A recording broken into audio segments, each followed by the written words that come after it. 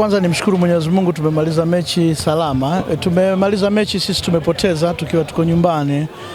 Tumeanza mechi vizuri, tumeweza kutengeneza nafasi takribani 4-5, bahati mbaya hatukuweza kutumia hata moja.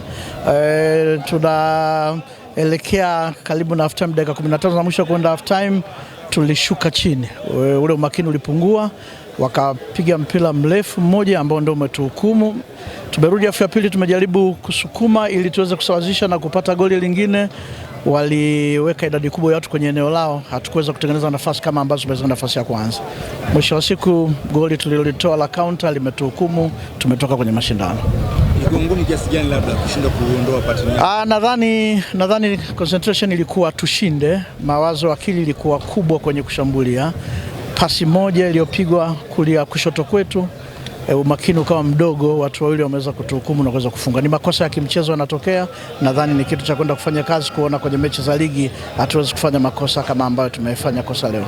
Okay, hivi kipi ambacho labda uliweza kufundisha katika kiwanja cha mazoezi lakini leo katika kiwanja cha ushindani wachezaji wako hawakufanyia haki? Kikubwa saizi nikisema kuna kitu nimefundisha muda mfupi sana, nimekuja kuongeza kwenye ambacho walikuwa nacho. Wamepata goli, umakini wetu ulikuwa mdogo kwenye kuzuia. Labda niseme hivyo. Tulikuwa tuko makini sana kwenye kuzuia, wametuhukumu. Lazima nikubali tulifanya kosa kwenye kuzuia kwa sababu mpira haukuwa wa hatari, lakini bahati mbaya tulikuwa hatuko kwenye uhalisia wa kuzuia, wameweza kutumia nafasi. Hii imeisha. Mchezo unakuja pia. Nadhani muda utakuwepo, tutajipanga vizuri, tutapambana na tutahakikisha tunashinda.